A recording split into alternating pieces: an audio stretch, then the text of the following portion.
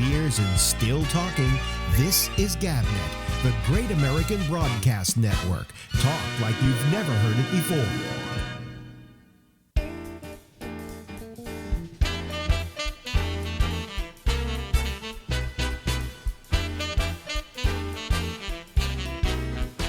Hey,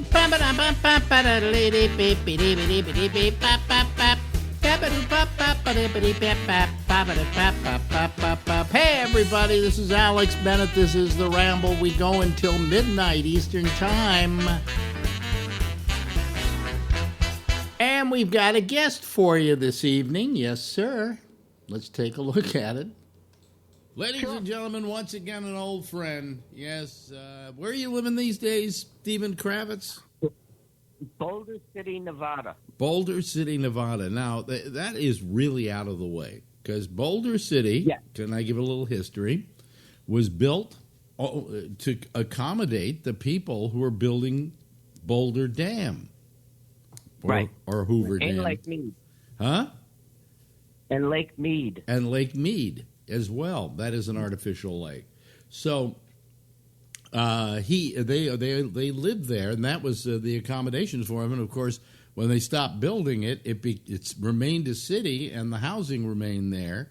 And then they added more housing, and that's where you're living now. Yes, yes. You know, there's one supermarket. There's no bookstores. There's no movie theater. Yeah. You know? Yeah. But a lot of white guys in pickup trucks. Excuse me. I'm getting over a cold. Anyway, so, yes. So, why did you pick Boulder City? I mean, there were a lot of other cities in Nevada. I needed to get out of L.A. Yeah. And I went from a studio, 300 square feet, to a two-bedroom, 800 square feet. Wow. Okay. Yeah. But and it's also cost less. Yeah. And you're not exactly in the middle of nowhere, but you can see it from there. Yes, you can. Although I got a dog on Saturday. Really? I did a rescue. Oh, good. Okay. Yeah. He's a red and white husky with two different color eyes. Well, I knew a dog. I knew a woman who had a husky, and they had different colored eyes. It may be a trait of the breed. So, but they're big dogs, and they eat a lot. I mean, she used to put down... right now... Yeah. Hello? Hello, you there? Yeah. Oh, okay. Right now, she weighs 35 pounds. She's 9 months, and I expect her to get up around 60 pounds. Oh, boy. That's going to be a lot of feeding, pal. Well, I had a dog similar to her, and he got fed once a day in the morning, period. Really? Wow. Yep. Yeah, well, he never bothered you while you were eating. Well, you know, here's the thing. Here's the thing about dogs and eating. They eat just massive amounts of food, but they eat it all at once. Right. You know, it's not like cats. Cats eat a little bit and leave some for later, right? Yeah. Dogs never do that. You put down the bowl, bum, bum, bum, bum, there's the food's gone. Yeah. Right. I don't know. I can't remember how many times a day she fed him. I know she fed him at least once a day because he wasn't starving to death. But he may not have been doing. She may have just been doing it once a day. But anyway, yeah, a lot of people do twice a day. Big, beautiful, loving dogs, huskies. You know, they're there to serve you, right? They're there to pull a sled if you need them. Right. Right. Yeah. I'm going to rescue her, and she's to rescue me. Rescue you from what? Well, I know. If I told you, I've been very sick this year, so I didn't work at all. Yeah, yeah. So I needed to get outside myself and have something to take care of, something to be responsible for. That's great. That's terrific. Yeah.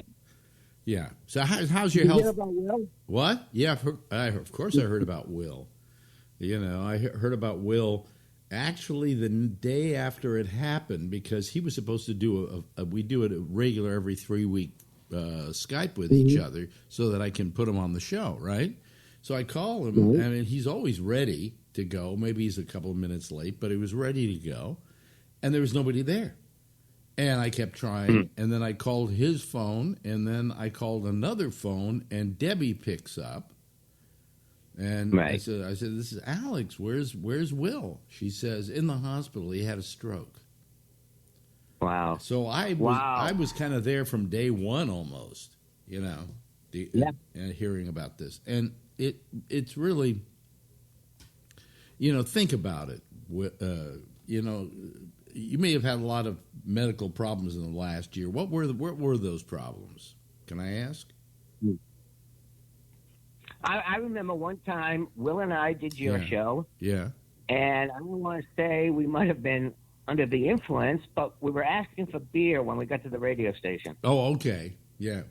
Well, here's the thing. What did you exactly go through physically, medically? You said you had a problem. Well, medically, I have neuropathy in my hands and feet, so they're always shaking and burning. Mm-hmm. And then I did a stent in the nut house, so I could feel better. Yeah. And then I had a couple of surgeries, and bang, it's December. Yeah. How are you feeling? Now I feel better, much better. Yeah. Much better. Yeah. Now I'm going to get back to doing what I do. Yeah, you know? Well, I have neuropathy in my legs and feet. Really? Yeah. I'm taking medicine for that. That's why I'm a little loopy today, is because I take the medicine at night, Right. Is it take gabapentin? Well, they gave me gabapentin. I didn't like it. But then I went to Lyrica. Well, it's actually called pregabalin. And How are your feet? How are your feet? They're better. They're not. It's not going to go away. I think I'm going to have to live with this for the rest of my life. And the medicine, if I take it and I don't have to work or anything, is a lot of fun. So, who knows? And then I've got cancer. I've got prostate cancer. Really? Yeah, but that's at my age. It's not a big deal. They just take you in, they radiate you, maybe by sticking up seeds in the prostate, send you home, and you've got at least another 5 years before the statistics up to 5 years is almost 100% cure. So, so it's not serious. It's like my doctor said. He said, you're not going to die from it, but the process of curing you is going to be a little annoying. I get you. Yeah. But he said, no, don't even worry about it. Well, you see, at my age, here's the thing I love. You're going to love this. How old are you now? Right. You got to be about 65, right? No, 63. 63. I'm just a child. Just a child. 63 years of age, all right? And so they don't say... We've known each other since I was 20. Yeah. Alex. What? I said we've known each other since what, 81? Yeah, I guess. 82 maybe? Maybe 82. Yeah. I started in 81. Mm-hmm. That's I don't know. I did my first set on March 3rd, and the only reason I know that is because Larry Bubbles Brown went on after me. Okay. And it was his first time. And he's like a savant. And and if you can go back to him and say, what day did I have Kravitz on my show, and he'll give me a couple of dates, Yeah. And So I'm doing better, and I just want to go back to work. Got to tell you, Steve has done a lot of things in his life, and one of which was the movie career. And no, I was just thinking about that. Listen to this, Alex. Yeah, I'm doing the Clint Eastwood film, right? Yeah. And at lunch, he's laying out like a banquet. I mean, a royal banquet. What film was that? Sudden Impact. Sudden Impact. Yeah. Right. And then I did a film with Eric Estrada. And lunch was a ticket to get you 2 hot dogs and a Coke at the snack bar. Oh, wow. So Clint Eastwood's good at providing lunch, huh? Oh, and the other thing is, I'm young, and so we're on location, and they feed you when they feed you, but when you wrap for the day, it's up to you. Mm-hmm. So I'm eating and I'm stealing, and I'm eating and I'm stealing, and and I feel this paw on my shoulder, and I look up and it's Clint, and I'm thinking I'm going to get fired before I did my first scene. And he says to me, "You don't have to steal it, Steven. You can have it." And then he gives me a $50 bill and says, "Make sure you eat while you're here." Wow. Yeah. That's a nice guy. Isn't that a great story? That's a nice guy. Yeah. And you had a pretty good part in that film too. You were one of the thugs in the film. You always played. Right. You right. always. We were in the courtroom, the elevator, and then we die in a flaming car crash. Yes, he dies in a flaming car crash. So he can actually say, ladies and gentlemen, he's been killed by Clint Eastwood. So. Right. Yeah. Well, it's funny. Like when we shot the car scenes in the Bay Area, in San Francisco, Yeah. and some of my friends came down, and and then they said it's a wrap on Kravitz. And Eastwood comes up to me in front of my friends. He says, "Good working with you. Pleasure blowing you away." Oh, that's wonderful. That's wonderful. Isn't that great? Yeah, he sounds like a nice guy. I can only judge people by the way they treat me, and as far as I'm concerned, I couldn't have been treated any better. Really? Wow. That's nice to hear because I think of him as being kind of Republican and an asshole. And what you're doing is going against that stereotype because you, he did things he didn't have to do. You weren't a major actor in the film, He didn't have to look at you every day, and yet he cared about you. He cared that you felt comfortable. And that you had a few bucks in your pocket. That's really the best part. Was he? And I got my SAG card. Yeah. I have and he let me do all my own stunts. Oh, wow. Yeah. Wow. I'm leaning out of the passenger seat in the front with a baseball bat, and I'm hitting his car, and then I break his back window and throw a Molotov cocktail in. Wow. And a stunt guy could have done that, but you did it. Right. I mean, we're going like 60 miles an hour. Wow. Well, you were a kid then. You think you could do that today? I'm lucky to get out of the car. Wow. I'm thinking my next vehicle is going to be a SUV. Yeah. Because they're a little higher up and it's less bending in my knees. Yeah, so you did quite a few other films. One of which is notably Howard the Duck. That was my very first film. Oh, really? Yeah, that was the first one. It was the second. But I was lucky enough to work with Gene Wilder, Eric Estrada. What film did you work with Wilder? Oh, Woman in Red. What was it called? A Woman in Red. Yeah, Yes. that we mentioned that the last time we talked, and I love this story because I tell it constantly, and it's the fact that if you go see Woman in Red, which there's really no reason to, but if it comes up on Netflix or Amazon or whatever, don't watch the movie. Go to the credits, and in the credits, Steve Kravitz is in the credits. Yeah, and then I'm still getting residual checks from it. I'm still getting residual checks from it. Right. From Woman in Red, even though I was never on camera. They never shot a scene with you, right? Right. Yeah. Right. So they never shot a. No, the problem with Gene Wilder was, first of all, I was supposed to shoot on a Monday. Yeah. Wednesday, I was in my trailer smoking a doobie, and it's time. You can go. We're not going to use you. And then the movie comes out, and you're in the credits, and you keep getting residuals. That is right, my friend. That's a great showbiz story. Why? Yeah.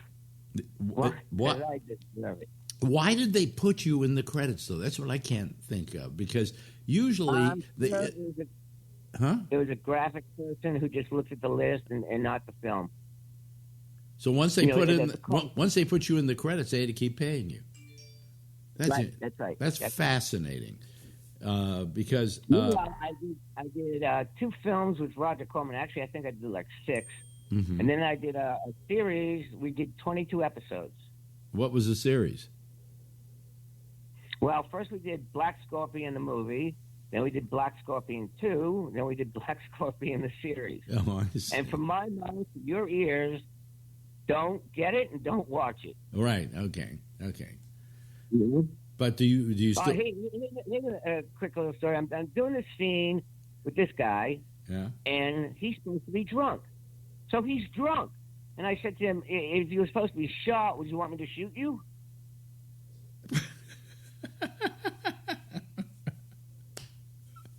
Right? Right.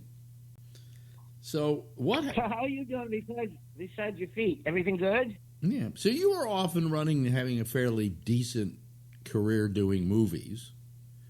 Yeah. And there's a good reason for that, because if you're watching our show and I'm running his photograph, you can see he's a type.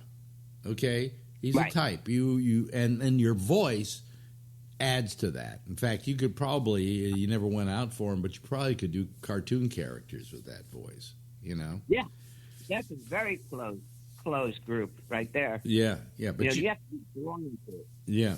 But, there are people who just work their way into it. We know Tom Kenny, our old friend, who worked his way into it slowly. Right. And he then became SpongeBob SquarePants, and now the rest of his life is Clover. What? Right. And the thing is, with SpongeBob, the movie, they changed every voice but his. Wow. They brought in bigger guns. Yeah. So they could, And they couldn't get anybody to do SpongeBob except Tom. Yeah. Wow. That, but it couldn't happen to a nicer guy. And then there's Carlos Alazraqui, who preceded him into doing cartoon voices, and then dragged, I think, Tom into it. And Alazraqui was always trying to get to do voices, and he finally got to do one in some cartoon series or something. Right. And then he started doing a lot of them. Once you do one, you're then in the club. And it did very well as well. But Tom, hit the jackpot with that thing. Right. And so, I don't know if you know Patton Oswalt. Yeah. And of course I know Patton. Okay, well, he opened up for me at Tempe, and actually gave me a coupon to read some comic books, because we were both comic book nerds. Yeah. Nicest guy. No, sweetheart. I wish I could find him, because I'd like to interview him, but I can't get a number on him. So if you ever come across one, let me know, okay, or email address or something. Right. Right. And if I come across it, I would ask him to give me permission to send it to you. Okay, good. Please. Right? I'm sure he would say okay, because he wouldn't mind talking to me at all. The nicest thing that here's what happens when you're no longer working. All of a sudden, there are a lot you don't hear from most people. Okay, but I was out of work at one point. And I get a call from Patton at home. And he says, Alex? And I said, yeah. He says, I'm getting ready to do my HBO special. I wouldn't be able to do this I wouldn't have been able to do this without you. Wow. He said, and I wanted to thank you. And I just went, geez. I mean, nobody has to thank me. Most people, I think, make their own careers or don't make their own careers. And he was nice enough to call me and say thank you, and I always appreciated that, So if you get a hold of him, I would love to talk to him again, Yeah. Sometime before most of my close friends I've known since the 80s. Yeah.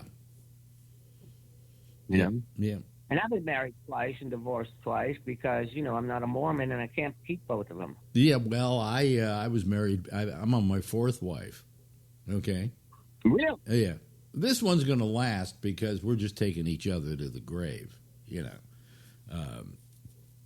But it's my Nothing wrong with good company.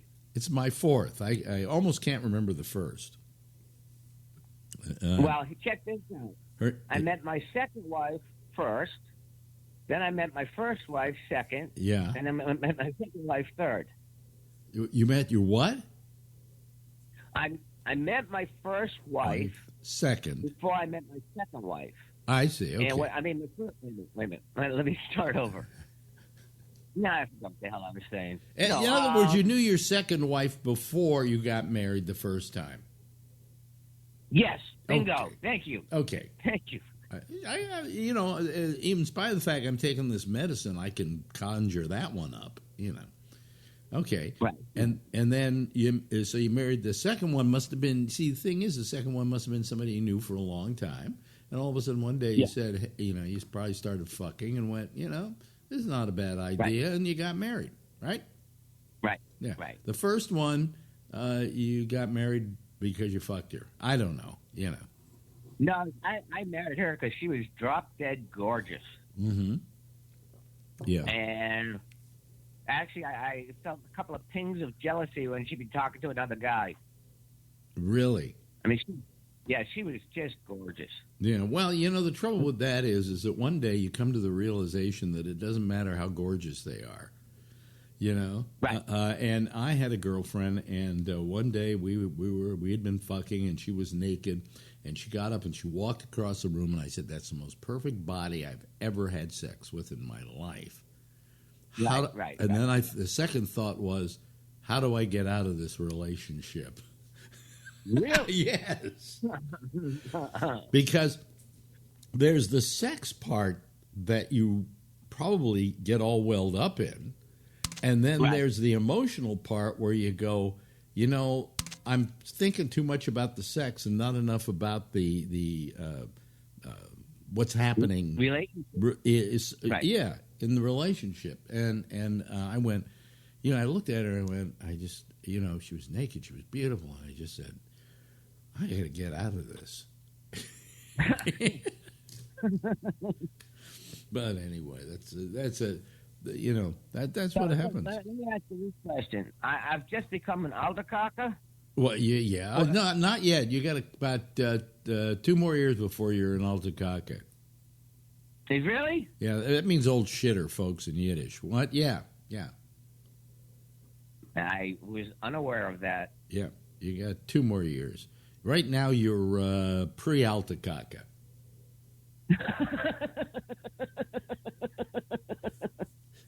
That's funny. You hit 65, you start getting those checks from the government. You start getting medical care from the government, and it's pretty fucking good, right? And then, that's what I have. I have Medicare and Medicaid. Oh, you have Medicare early. I see. Okay. I got Medicare in 2003. Why? Because you were sick enough to get it? My psychiatrist wrote a glowing recommendation. Yeah. Okay, that's cool. Now, are you still a member of SAG-AFTRA? Yeah. When you hit 65, they have benefits. You actually have benefits you can use now for that secondary. Really? Yes, and it is the best because what happened was we were after, and we had whatever medicine we had, medical thing we had. Then they combined with SAG, and SAG had the best medical plan in the industry. Where most drug policies go out at I don't know, $1,500. This one's $2,500. Things like that. Dental, that pays for up to $2,500 worth of dental. That was it. That's the one they give you. Really? The pharmacy is different, but it's so low, it's ridiculous. I mean, I'm paying the same for 3 months' worth of medicine that I used to pay for one. In fact, I'm paying less now, much less. I pay $1.25. That's my copay. Wow. But how much medicine are you taking? Let me see. Crazy pills. No, anti-crazy pills. Anti-crazy pills. Yeah, and thyroid medicine. Yeah. what else did it take? It takes some other crap. Well, I'm taking what you're. I I'm taking what you're taking, but I don't take the anti-crazy pills. You know. Well, that's because you're not crazy. Well, you know, who says? You know.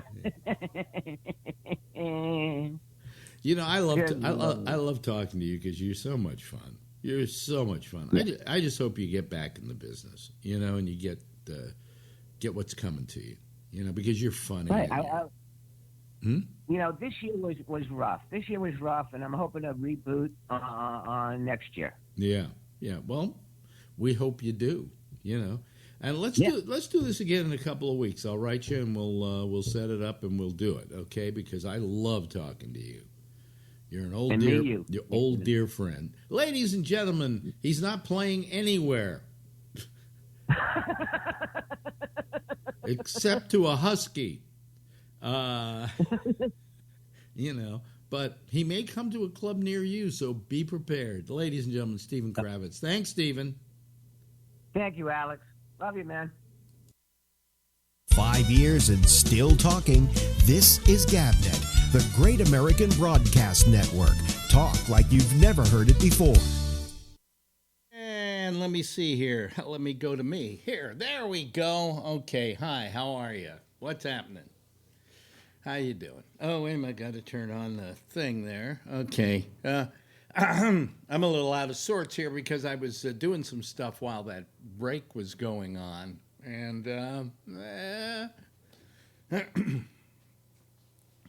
while that interview was going on, and I couldn't get something to work, and finally I got it to work at the last moment. So, anyway, let me see here. Is that thing? Yeah, I guess I'm fine. Here, let me put this on. Makes me feel more comfortable. Let me see here. Yeah, let's see if we get any callers tonight. This whole thing is kind of going sour, you know, the whole show and everything. So I just do it now because there are certain people that rely on it and enjoy it and, you know, whatever. So let me see here. Let me just open up the Skype line, and we should be okay here. All right? Okay. All right. So now we're up and running, and it's up to you to start calling. Okay? My nose is itching. It's a crazy night tonight. Anyway, I finally got something working. When I download stuff, I want it to go somewhere, but if it goes somewhere, forget it. You know, but it's all working okay. Anyway. Oh, man, this is nuts. This is absolutely nuts. Is somebody going to call here? Because if nobody's going to call, I'm not going to do this. I don't need to do this. I have other things to do. Other important things to do. So, I have nothing to talk about. So, as I say, I always decide that I'm going to do something and create try and make something work while something else is going on here. And then I get all upset because I can't get it working. So that's it, you know. Okay, anyway. Am I going to just have to sign this whole thing off? Oh, here comes Phil. Hello, Phil. How are you? Where is he? Let me see. I'm all right. Yeah. I hope. Oh shit! I've got something open that shouldn't be. Well, I have no idea. I'll close it. Okay, close it. Close it. There we close go. it. Okay. All right. Let me see here. Okay. There we go. There goes Phil. There we go. We see Phil up there. I'm just out of it. Blur your background? Yeah. Mm-hmm. Yeah. It's interesting. Yeah. No, I just did that. That's just on Skype. The people don't see it that way. Oh, okay. You know. So. Well, greetings. I'm back. Yeah, good. Glad you're back. How was your trip to Maui? Too short, and it was 87 degrees there most days. Yeah. No rain. It was very pleasant. Yeah. Well, that's nice. Yeah, I really enjoyed. I like Maui. You It's really different. do? Yeah. I hate Hawaii. I just hate Well, Hawaii. each island has a different feel. I assume that you were in Honolulu or No. Oahu. No. No. No. Where were you? I was in Kauai. Kauai. Is there anything to do there? No. Yeah, that's what I I mean, thought. except to sit in a hotel and listen to ukuleles. Yeah, if you're a honeymooner, that's where you go. I actually have never been to that island. Yeah. But I understand it's called the Garden Island, and Yeah. there's nothing to do. That's one where they filmed Indiana Jones. Yeah.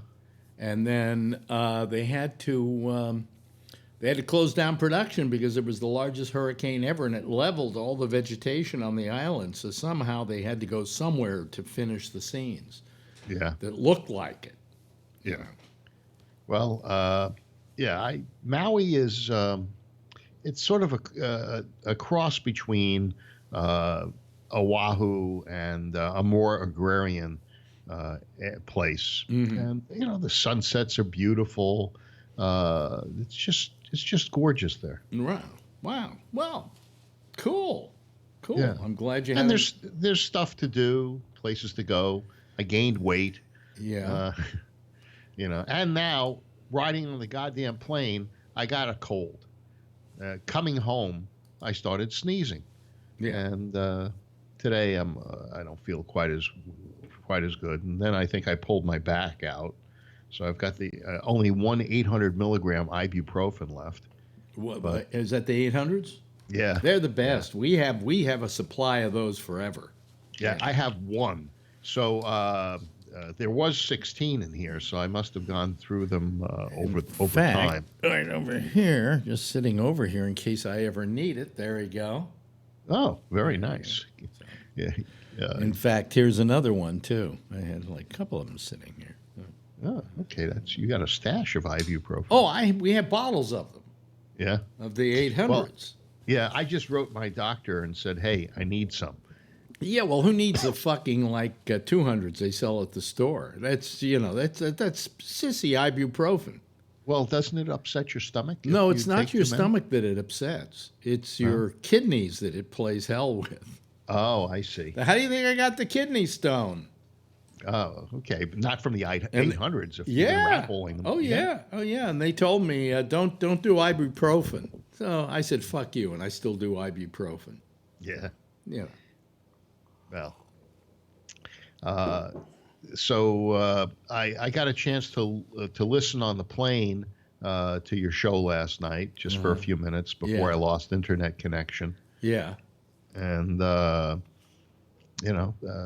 it was nice. You had what, 3 people? Yeah, it was dull. This is nobody's calling this show anymore. I'm about ready to just pack it in. Well, I think you got the usual suspects, but no, but I'm thinking of packing it in because I'm just it's you and me at this point. Yeah. I mean, it used to be by this time I used to fill up. And I think maybe everybody's just too used to it. Maybe it's time for me to just stop doing it. Well, one night a week, you used to do the video, and you'd get the 10 people, bit of bomb, bit of boom, and now you're right. It's they can call any day. Maybe I know you don't want the show to have any less integrity by not having video on some nights.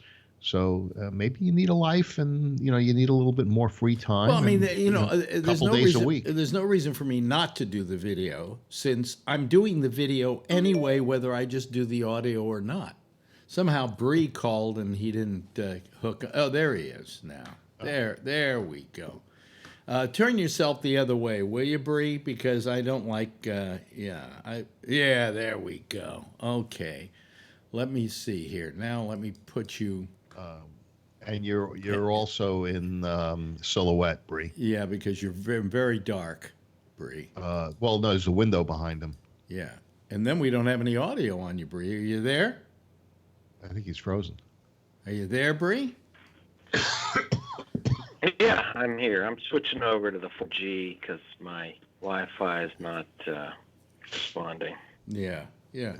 Are you able to see me or hear me? Yeah, we can see you now. We can, if you, the trouble is that you've got a light in back of you, and so it's making you dark. See? Yeah. Well, I'm going to lunch, so Yeah. Oh. I may lose you in the lift, but it'll pick up. Or I could take the stairs, I suppose. Yeah, you could take the stairs. It's healthier anyway. Yeah. I was reading on the plane, Kuala Lumpur was like one of the 10 best places to live in the world. You know. Yeah, they just came out with a Forbes study. Yeah. Yeah, they said Taipei came in number 1 on that, and KL 2. Yeah. All right, so I'm going to take the stairs down 9 floors here, 10 floors. Hello. Salamat pagi. He talks like a native. Well, you do learn how to say hello and goodbye no matter where you are. Uh-oh, we're losing you anyway. We're losing you anyway. So stop complaining of people calling. Alex, I've told you before, I would just tune in if it were just you talking. My favorite times are when you don't have a guest, actually. Yeah. Yeah, well, I mean, sure. Why not? Yeah. Yeah, but he's the straight man. So he needs somebody to bounce it off of. It'd just be nice if one of us had some talent. Yeah. Oh, look what a big metropolitan city Kuala Lumpur is. Look out that window. Yeah, that's a jealousy window. Yeah. A what? They call those a jealousy window. Those the way those open. That's the style of window that it is. Yeah. So anyway, I'm just tired tonight. I mean, this whole thing that I did before I went on the air, and I was trying to get something working, and I was up about to the last moment, and I finally got it working. So. Oh, well, it's usually it's kind of the curse. Mm-hmm. You try to do something. I walked in at 7:00 my time, and I just realized that I had shut down every bit of computer equipment in the room. So I had to turn everything on. I imported my pictures from the dives, and they're all right. Nothing to write home about. Yeah. I carried a lot of equipment for some shitty pictures. Wow. Yeah. And then I took a picture of somebody on the dive and told them that I'd send it to them, and now I can't find it. I only took 300 pictures, but on three days of diving, but I can't find it. I know it's in there. Wow. It's after there was one shark, this 4-foot shark, kind of liked me, just kept coming around, circling, coming back. I got some good shots on that one, and I'm pretty sure it was the dive right after that I took this person's picture. But yeah. So, well, that's nice. Yeah. It's nice. The reason he probably kept circling is he was trying to figure out if you were worth eating or not. Yeah. Most, sharks are not normally aggressive. They're just, especially the divers. Mm-hmm. And, they're fun. I mean, I'm not going to stick my hand in their mouth. The bald eagle and the octopus? Oh, you mean a octopus and a eel, moray eel? No, bald eagle. No, is this a joke? I hadn't heard about that. No. You can Google it. It was in Canada. There's an octopus that caught on bald eagle. You're breaking up on us. Why don't you call us back when you get downstairs, okay? Yeah, we'll watch you eat lunch. Yeah, because you're really breaking up on us a lot. So. Yeah, he just froze again. In fact, he froze. So, Yeah. That's that. He's back. Here we go. Bree, you keep breaking up on us, and I think it would just be better if you hung up until you got down to some place where you have a good signal. Okay? Okay. Okay. All right. Okay. Thanks. Bye-bye. Let me see here. There we go. We lost him. Okay? Yeah. And that's yeah. Yeah, okay, let me get rid of his picture So, there. did they tell you how long it's going to be until the judge renders a decision? Yeah, then you didn't listen to the whole show. Well, I told you I could listen to some of it until I lost internet connection. You probably didn't hear the beginning. Because in Yeah. the beginning, I told you to everybody that Yeah. it had been postponed again. I heard the part that if you didn't, maybe he's got a better signal. Been postponed again. Oh boy, it's just too noisy, Bree. It's too noisy. Yeah. It's too noisy, noisy? and you're like it's too really much. Okay, he muted. Huh? He muted. Now we get to see the ride on the elevator, the glass roof above him. Okay, there we go. There's some action going on. Now, I heard parts. I heard you say that, tell people about it, and but I think you're going back for 4 days. Is that what it is? Something like 4 days. Yeah, I'm sick of this. I'm just sick of it. I'm absolutely fucking sick of it. Yeah. I'm tired of all this. When a judge goes, "Oh, well, we have to postpone this until January." Yeah, fucking postpone it to January and then make it another 4 days. Great, get the bill going, get the legal bills. Just really jack it up there. Yeah, Bree had his hand up. Yes, Bree. Did I unmute myself? Can you hear me? Yeah, but you've got a lot of wind noise. A lot of wind noise. Well, Alex, okay, I don't, when is it that we lost common sense? Because I could figure this out. It wouldn't take me very long. And what you have to do is you kind of have to take the immediate landlord, the guy you are calling the prick. Yeah. He's somewhat irrational, and that makes it hard, to make this decision. But here's my question to you. How much was he paying in rent? And then how much was he renting it to you? He was paying $2,400 a month in rent, and he was renting it to us for $4,200. Okay. So the deal is $2,400. Yeah. So what I would say is, okay, your rent is $2,400, Mm-hmm. and this guy who was essentially subletting it, Mm-hmm. he gets nothing because it's not his apartment.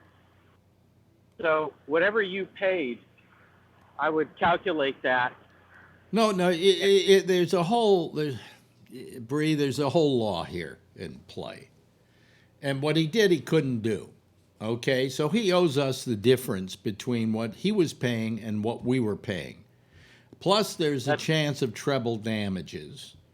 But the judge just wanted us to settle for getting the lease on the apartment and paying $2,250 a month rent. Okay.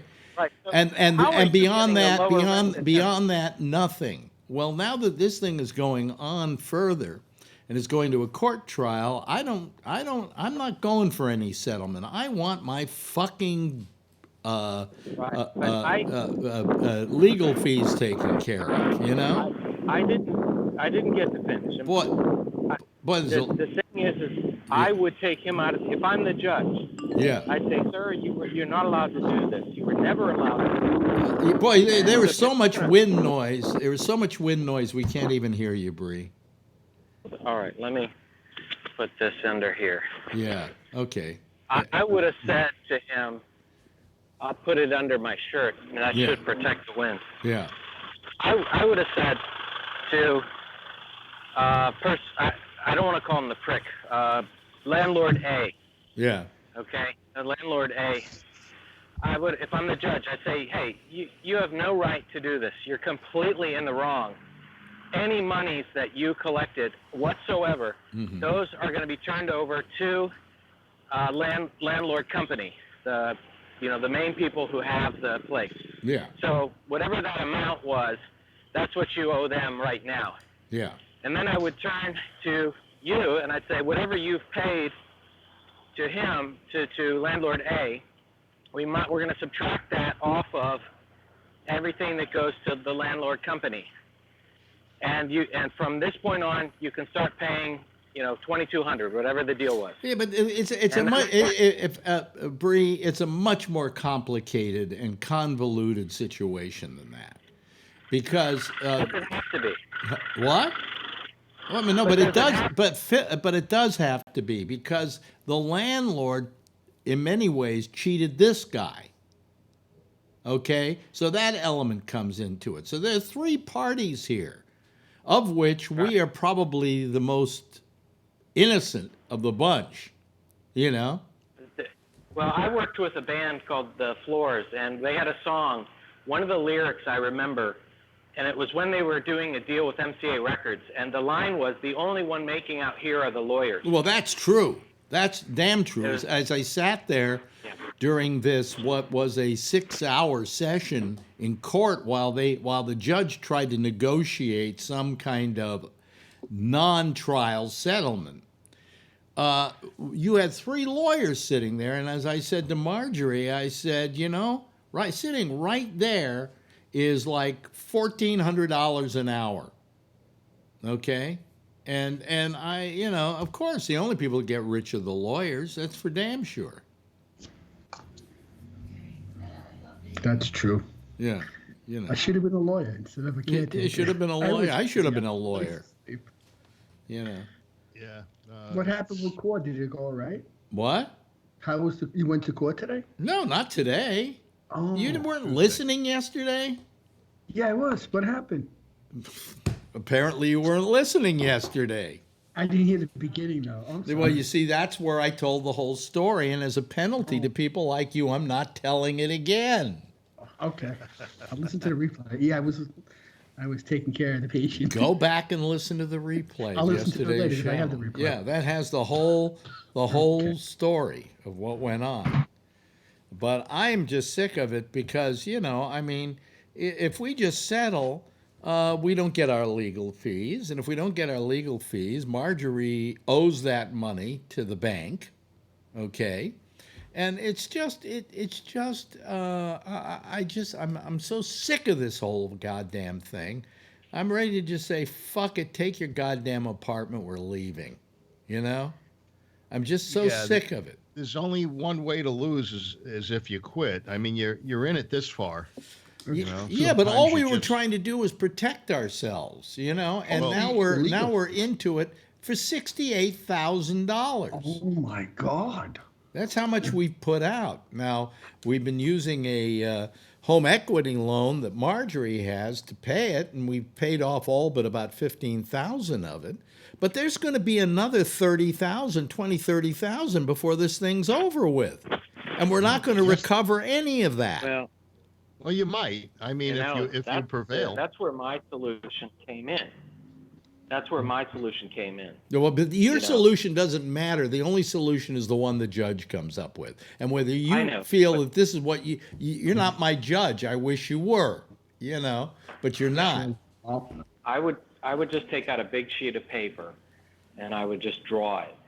It helped me think about who has paid whom to what and how much, and actually. But it's not as simple. It's not as simple as you think, Bree, because there are three parties involved here, and each party is suing the other. Except only one person is suing us, and that's the guy who rented us the apartment.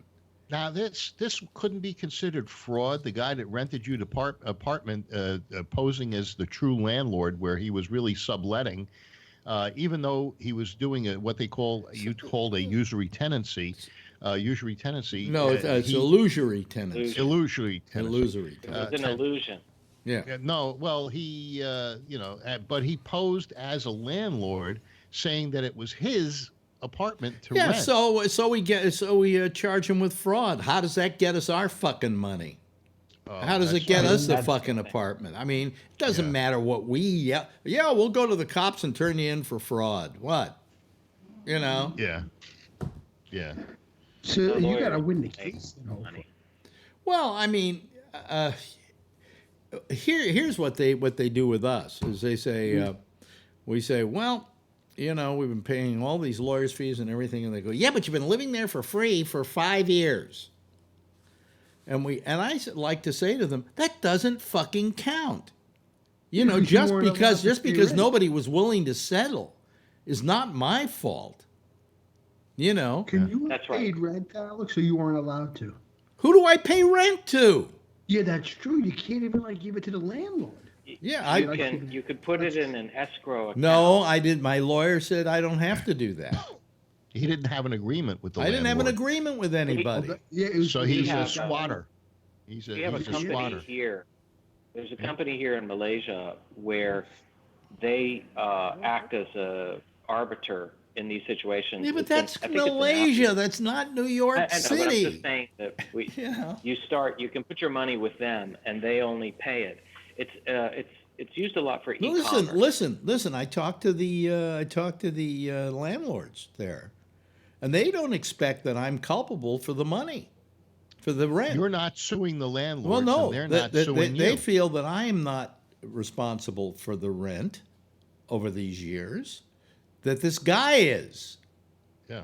because So he's what I he's don't understand is then how can he sit there and say, I'm only going to get out of this for $350,000. He where did came, come up with that number? he came There's into something it. He we're all came missing. into it, saying that he wanted $300,000, and then when we got into the whole negotiations, he raised it to $350,000, That's because and his But lawyer what's the even gave him logic? a funny look. What's the logic? I know behind that? there's no his logic. attorney's fees. The That's what logic he- is you come down, you don't go up, especially Yeah, when but you're this not is in the like that. catbird seat. You know. He's got more expenses. That's probably why he raised it. You know, you spent 68,000. He's probably spent at least 50, and so You think he's doing this with a bunch of places? no, No, Well, I don't know. no. This is it. Then he doesn't have the money. That's a possibility, but he's also thinking that the longer he stretches it out, maybe the plaintiffs will pass away. Half The landlord company. I would say half the money that we owe, half the money that we put out, okay, went to this absolute crazy thing that he did, where he went to a judge and said, "I want I can't remember what it's called now, where you say the preponderance of Summary judgment. Summary judgment, and just by saying that, we now had to file. My lawyer wrote up a piece of paper that cost us $12,000. Just for fucking these lawyers. He get would have fucking- done it. No, but I mean, I got to admit, it's a beautiful piece of paper. I mean, he really 12 laid pages out that the have a case. file frame. He laid out the case. The plan was Right, to please keep try. it. You know, the plan was to try. It's like poker. He doesn't have a good. He's not holding the right cards, but he's hoping that you won't want to risk so much of your loot that you'll fold. That's essentially what it sounds like to me. Well, at this point, You're at close. this point, So who we're do you thinking you're well, gonna just no. drop out? At this point, I mean, we can prevail in this thing, but when we prevail, we still lose. You know. because you got- Yeah. Because then you got to get the money from him. But you said you did this. Yeah. No, but there's no discovery money and, to get from him if we settle. If we were to settle, Right. what the Well, if you what settle, the it's done. yeah. But since this is going to trial, well, now maybe we can get something back here. You know, I want Is the anybody happy I'm not eating at the sushi restaurant today? why I'm not. I'd be happy if you ate at the sushi Mexican. restaurant. You know. Yes, you're right. Yeah. Yeah. No, Alex, I think that you'll come out ahead, but it'll take a long time. Oh. And I don't know why you're tired of it. Gosh, if I were in your shoes, I would be smiling, every day. I'm not paying Well, rent. I'm not likely I to was have to pay very rent. happy when the landlord said to me, he said, you're not responsible for it. This guy is responsible for the rent. He's still, technically the person who the apartment is being rented by. And if he wants to come back in, he's got to pay all that back rent. You know, it's better for him to just fucking settle because it's going to cost him more to win. Well, how can he come back in if you're living there? Wouldn't he have to? If he prevails, then and gets let's say the judge gets wacky, okay, and he gives him back his apartment. Oh, wow. He then still owes us all that money, plus the treble damages, plus the lawyer's fees. Yeah. If the judge says he's entitled to the apartment, hey, you know, he's not going to settle for that. He's not going to be able to come up with that money. Yeah. I mean, 5 years of rent. That's so. Does he really want to win? He could have just walked away for like $50,000, $75,000. I think the landlord would have been happy to pay that just to get rid of him. Yeah. Okay. Alex, who's going to pay your legal fees? Well, if it was the kind of settlement the judge wanted the other day, us.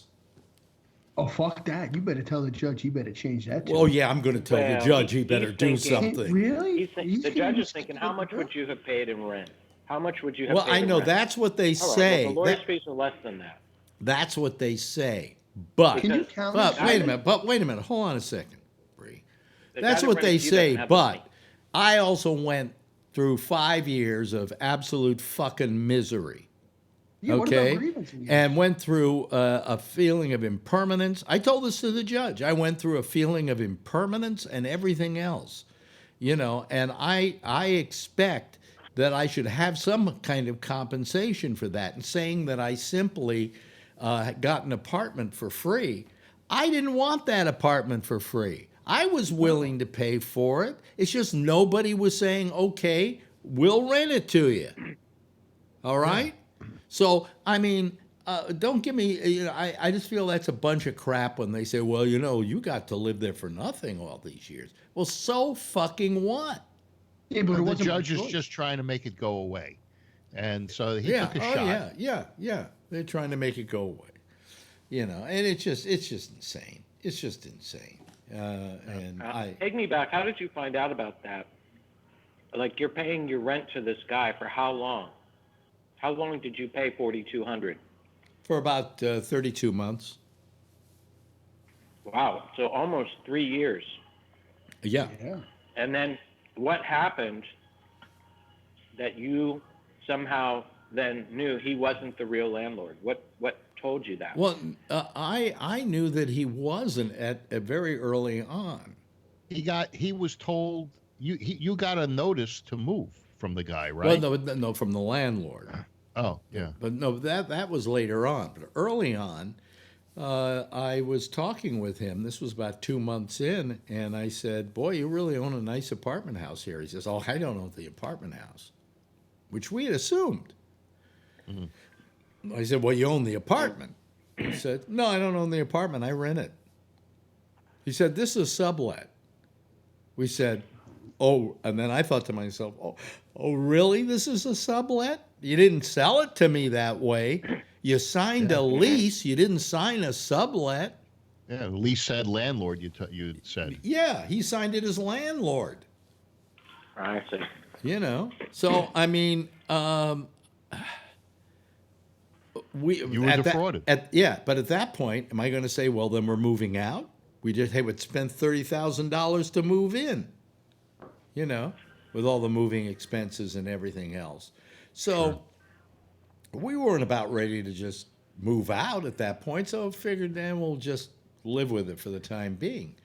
Well, then this whole problem happened where the landlord suddenly decided that he should get us out, and that if he didn't get us out, they were going to let him out. They're going to evict him, and so he asked us to leave. At which point I said, no, we're not going anywhere, and we went and lawyered up, you know, and we were off to the races.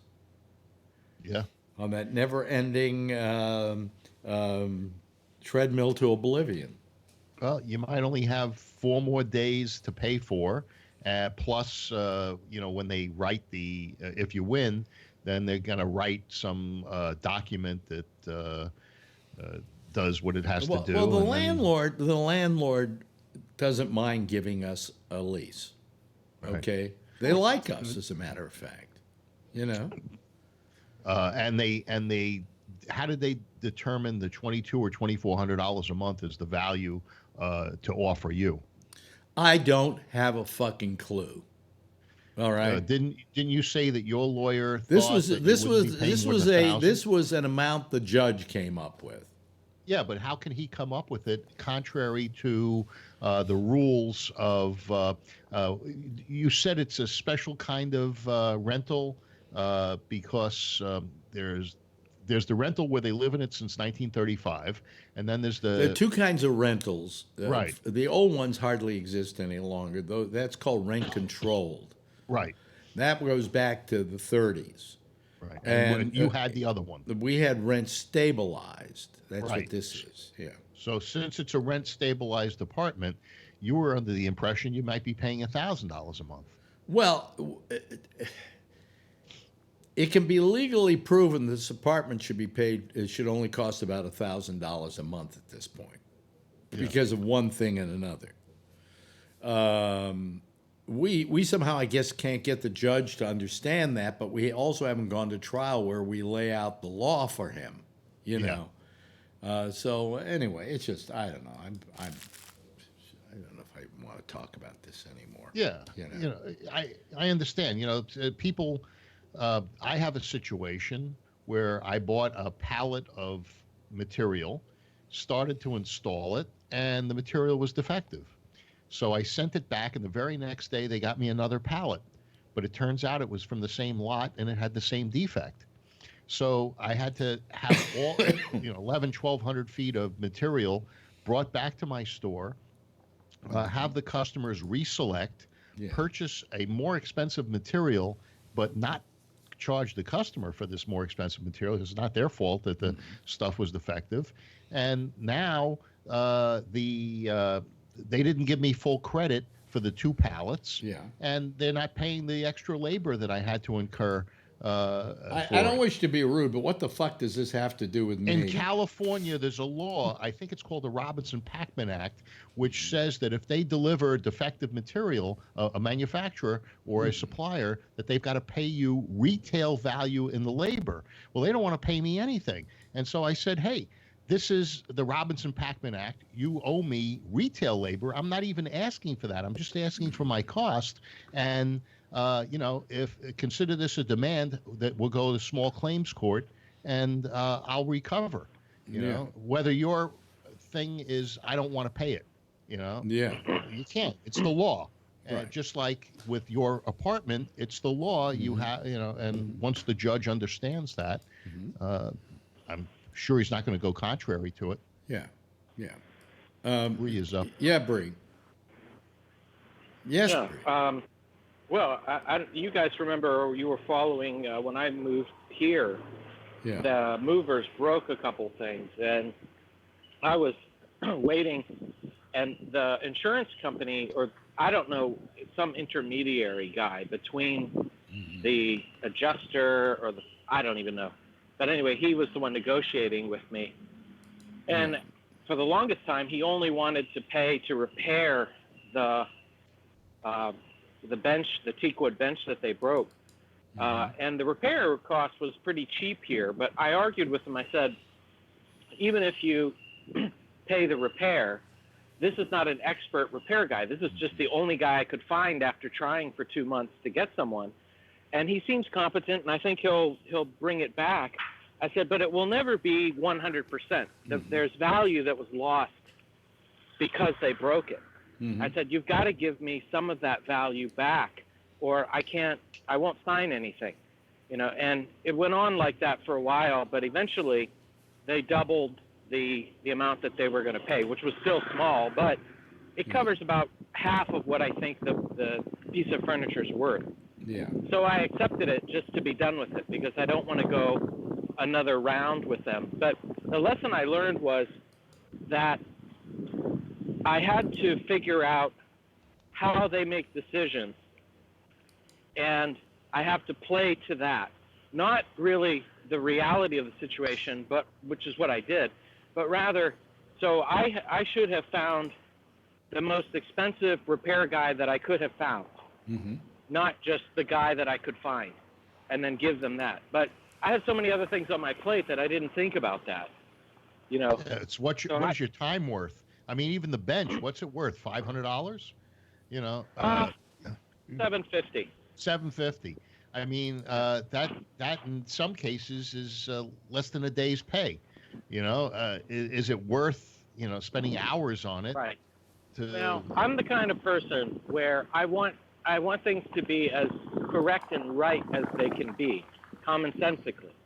But I realize, and I've heard so many instances of where people try to enforce common sense, and they end up paying 5 times as much if they would have just settled in the first place. You know, there's so many instances of that where somebody, gets a thorn in their side, and they just decide to pursue it, come hell or high water, and they end up paying, triple what it would have been if they would have just settled in the first place. I know we've all heard those cases. So, yeah.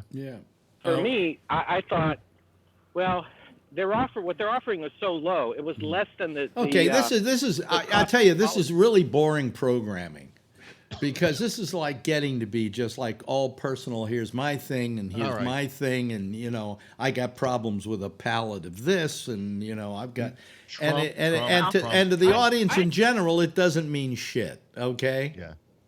So anybody in the audience has never had this issue happen. I'm sure they have. No, I'm sure they have, but what I'm saying is, because we're all personalizing our situation, it makes it rather dull for the audience out there. Yeah. You know what I'm saying? For you and I talking, it's interesting. It's like, what we would talk about if we were sitting down having a cup of coffee somewhere and you were grousing about some situation you had. But we're not doing that. We're talking to a whole audience out there who'd like to have some kind of entertaining discourse. Okay, well, the advice is just don't buy insurance. Don't buy insurance, right? Okay. Yeah. That's what it comes down to. Hi, okay? Boiling. Hi, Kevin. Santa's here. Oh. Yeah, hi, Kevin. How are you? How you doing? All right. How are you? Yeah, I'm doing okay. Bastards still haven't voted yet. What? Oh, they haven't voted you mean, yet? The Congress? They're still bitching back and forth. It's hilarious. I'm so tired of the partisanship. I am too, but I just turned it on. I've been watching hockey, and then it's kind of like a movie that you know exactly how it's going to turn out. You know how everybody's going to how every player is saying the same shit back and forth all day long. Yeah. I mean, I would like to hear one Republican say, something, I think Trump is utterly wrong, and I would like to hear some Democrats say, I think that Trump is incredibly right. I just like to hear one. Meant that it's not partisan, but it is partisan. You're not going to hear that. Did we lose Bree? Nah, maybe he's doing the same thing with his background. He just has a little Wi-Fi malfunction or something.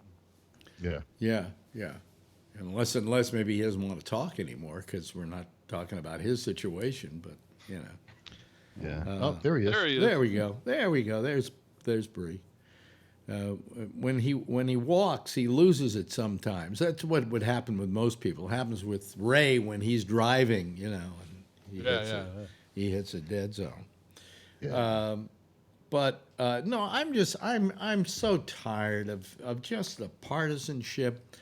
And the fact that, hey, there's got to be one Republican who quietly thinks that Trump's full of shit, and there's got to be a Democrat who quietly thinks Trump's okay. Well, I don't know. Maybe they're all trying to brainwash each other, because I sit there sometimes, and for a while I'll start going, because I'm an independent, so I'm sitting on the fence, and I'll sit there and go, hey, you know what? That Republican's kind of right. Maybe I should just. And then I go back and that Democrat's kind of right, when you're gonna, that's when I'm really getting fucking tired. When it goes to the vote, the final vote in the House, that's where you might see some people go one way or the other. Well, that's going to be whoever's awake. Well, yeah, but some people are just going to say, hey, it's safe to vote one way or another because once it goes to the Senate, they're not going to convict them. No, Yeah, you're probably right there. Yeah. Yeah. So that's why it's going this way. Plus, from what I've heard, Trump's numbers are improving. It's really at 50-50 right now. Where do you hear that, Phil? I heard it on the radio. 41. Which radio? Well, why is everything that comes out of Fox always inaccurate or wrong? Because it's always inaccurate and wrong. Maybe it's the truth. Maybe it's the other ones are fake. There are several different pollsters that you can look at. Oh, wait a minute. We just lost him completely. Yeah. Wait a minute. He's coming back. It's one of the 10 best places to live in the world, but the internet maybe is. The internet sucks. Yeah. Yeah. There we go. We got him back again. Yeah. We were saying it's one of the 10 best places in the world to live, Bree, but it's one of the 10 worst places for internet service. It's just my system here. The way I'm moving to different devices so that I don't have to spend so much on data. Yeah.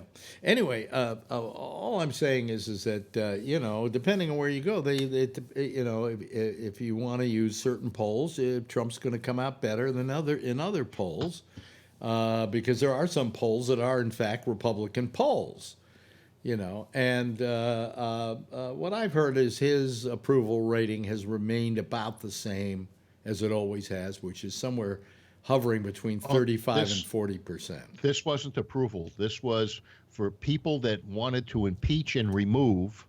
We're now at 50%.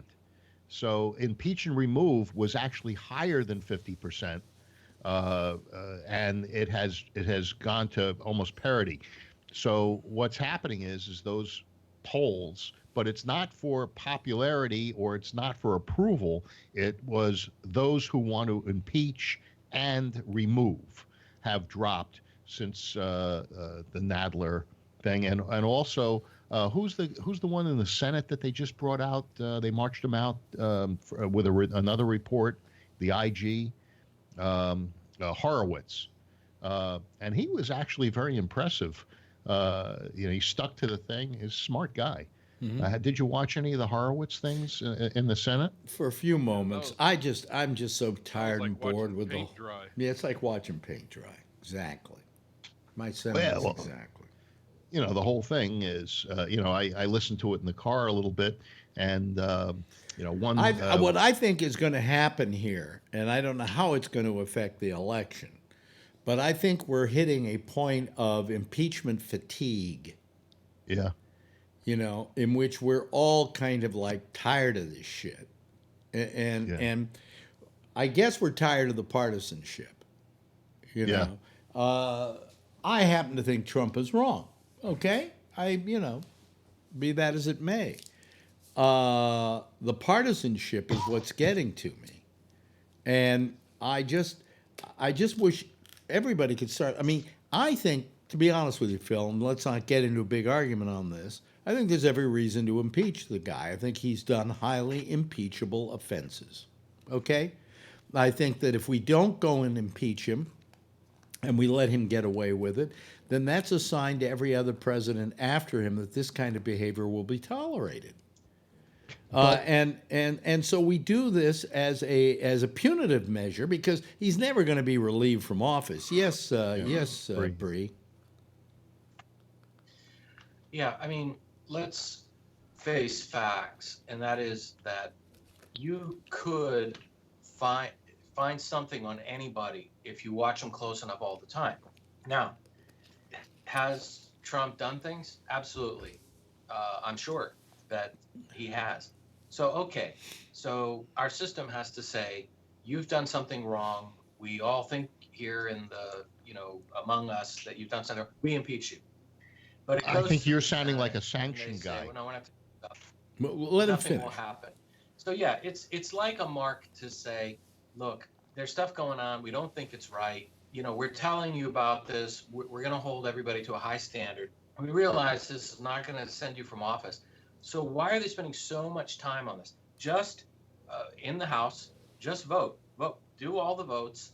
And okay, the House has said that the president is going to be impeached. Okay, Senate, what do you guys say? No, we're not voting on that. Or if we did, there's not enough votes, so it's done. Okay? Yeah. So now we put a little impeachment mark next to his name. Let's move on. But no, they have to keep going on and on because it's all politics. And this is what everybody hates about it. I hate it. Did Trump do questionable activities? Probably, yeah. I don't know. Sure. Okay. So does it rise to the level of impeachment? Yes, though? it does. It does. I don't think it depends on who you ask. And some yes, some no. So the majority in the House say yes. Okay, great. Done. Finished. Senate, what do you guys think? No, we don't have the votes? Okay. So, we move on from there. If the House impeaches him and the Senate does not, does he still get impeached? Does he get that? Yes. Yes. Oh, he's still impeached. Yeah, he's been impeached. But not convicted. Okay. So in my mind, Trump has impeachment next to his name. In fact, Now Bree, move on. in fact, all the other impeachments that have taken place in the history of this country, of which there are only 2 others, none of them found the person guilty in the Senate. Okay? But they were all impeached. Johnson went down as, when I was growing up, as the only president that was ever impeached. And then Clinton became the second president who was ever impeached, and now Trump will become the third person who. The Johnson that got impeached was in the 1800s. Yeah. So. What I want to know is what is happening in the White House while this impeachment hearings are going on, because I can guarantee you that one of Trump's great things is he likes to throw something and talk, and again, everybody talks, and he'll do 20,000 other things. And then when you come and say, oh, is there something else? Oh, impeachment is really bad. We're talking about impeachment. It's really bad. And there's 5,000 other things. I guarantee you. I'll tell you what one of them is. Bree, he just appointed his 50th appellate court judge. And he's appointed 10 to the Ninth Circuit. So the Ninth Circuit, which was a very liberal court and was being used by liberals to stop things that Trump would initiate. Now it's starting. There was 13 Republicans on it as it was, but it's starting to lean more to Trump-appointed judges, which I feel will be judges that will look at the law and not at. No, they will not look at the law, Phil. They will look at what's best for Trump. Is what they will look at, Phil. No, wait a minute. That's what they will do. It's not like they're going to be any better than the guys before them who didn't have an agenda. Well, now, what you're saying is it's okay. It's okay to have judges on the bench who have an agenda. Wait, let me finish. Who have an agenda, but if the agenda is what you believe in, that's okay. See, I don't believe it's an agenda. But getting back to what Bree was saying, he was saying that he thought it was a smokescreen and he must be doing something else. Now, because he's appointed 50 appellate court judges. In Obama's 8 years, Obama appointed 55 judges. So Trump is very, very close, 90% within 3 years of the amount of judges that were appointed by Obama. So getting back to Bree's statement, what is he doing? Well, I'll tell you what he's doing. He's appointing judges. Yeah, he's stacking the deck so that he's stacking the deck so he can steal the farm. No, so that the liberals can't. No, I'll tell you what the problem was, Phil. I'll tell you what the whole problem is here with Trump. We should have never. People say, well, he's a billionaire. He's uncorruptible. No, he's not. The fact is, he's a failed billionaire who needs to make money and to keep his self-interest going. Otherwise, he's going to have nothing after this is all over. So he's doing everything to stack the deck in his favor, so when he leaves office, he's going to be richer than when he went in. I don't think it's all about money, Alex. I think that he is making decisions that are benefiting the people who would be the ones that would have debts against him. So, in other words, that's more valuable than money. And I think he was in a situation where becoming president was his only way. This was like the greatest thing that could happen to him, because now he has carte blanche to essentially do anything he wants, anytime, anywhere. And I know we say no one's above the law, but we do provide our presidents with a wonderful, position. We don't go after them like we would the common man. So they can do outrageous things, and the worst we do is have some politics, and then afterwards everybody forgets everything. Oh, they're part. I mean, even Ford pardoned Nixon, and on and on. When you become president, that is essentially a hat that is basically gets you the get out of jail for free card for because it's one man in the world. It's called the executive branch, and it has 1/3 of the power in the United States. It takes 525 congressmen and 100 senators to have the same power as one president, because the executive branch is the president. Yeah, but it's only 1/3 of the government. I understand, but it's in the hands of one man. Our system has failed, and the reason it's failed is because what we used to rely on was that regardless of your party, at a certain point, you could make a decision in the best interest of the country, regardless of your party. We're beyond that now. Now, when it comes down to it, it's how many do you have, how many do we have, and that's the way it's going to go. And that's not the system that was intended. It was reasonable minds could have a rational discussion, free from the corruption of money and politics. And we're so far from that we can't even do it. The system, in my opinion, has failed us. Our system is I agree with you. I agree with you, Bree. For the flaws it has. Yep. I agree with you. I think it's an absolutely failed system. I think maybe it is a form of government which is ineffective in this time, place, and time.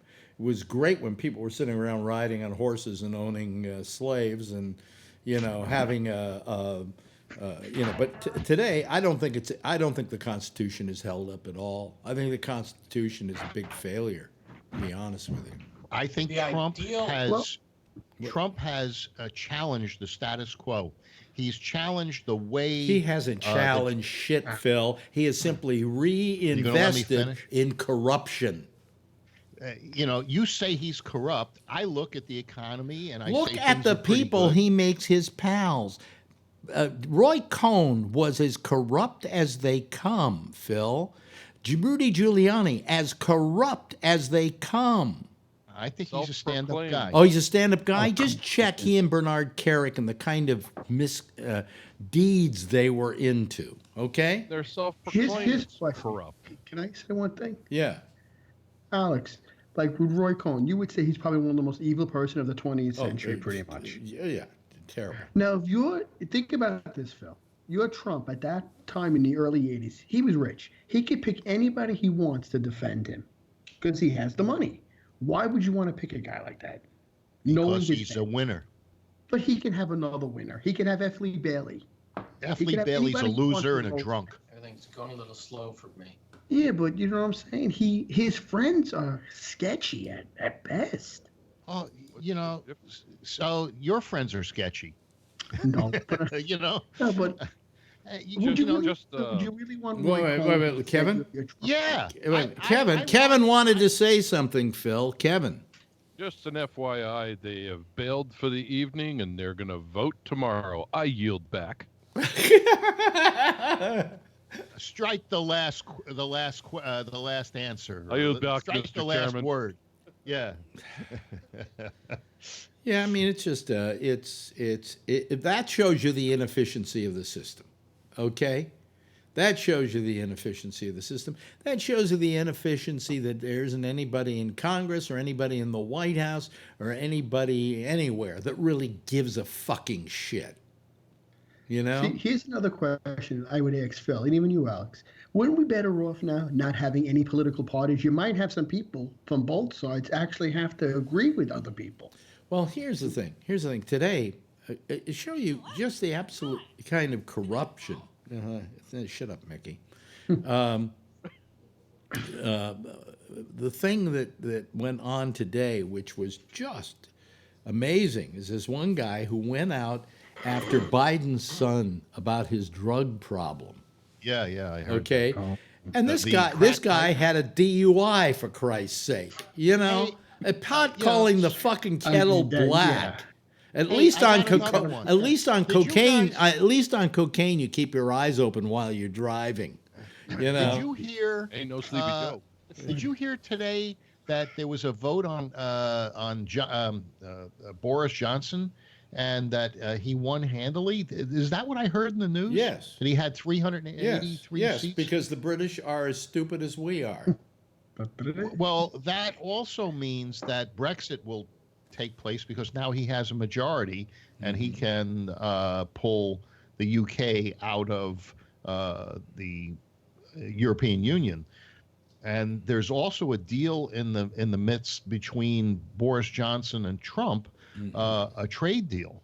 There is no trade deal. That's the problem. There is no trade deal. I understood that there is is no, Phil, there is no trade deal.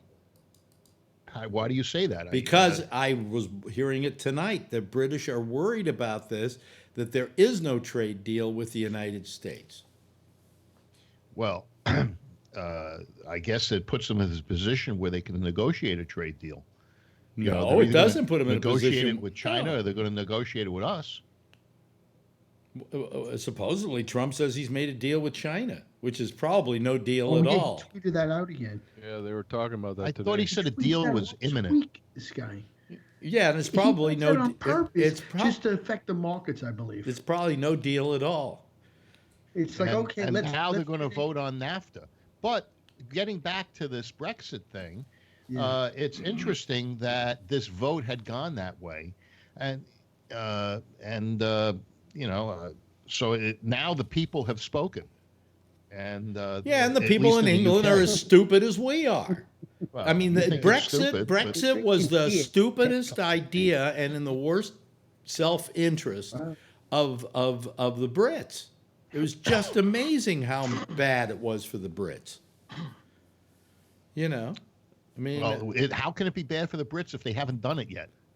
It's bad for the Brits because it's gonna turn out to be horrible for the Brits. All right. Well, let's see. Bree's back, so let me put him back in play here. They didn't want to go back to the 1970s. Huh? They didn't want to go back to the 1970s. What do you mean? How do you mean that, Bree? I don't want to go back. That they didn't That's want what they've done. That's what Corbyn was offering, essentially.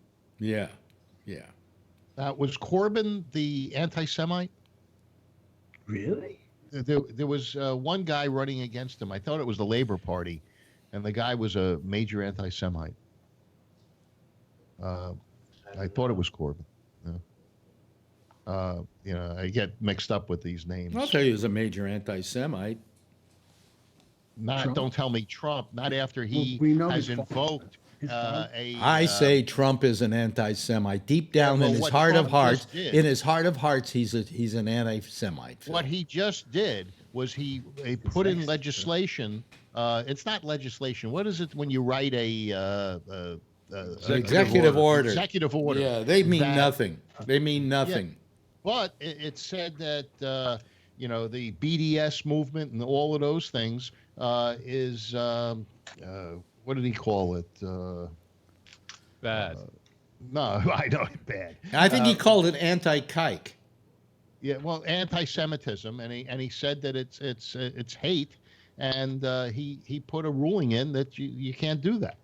Well, we'll see what happens. And so he did an executive order. Anybody can write a fucking executive order, Phil.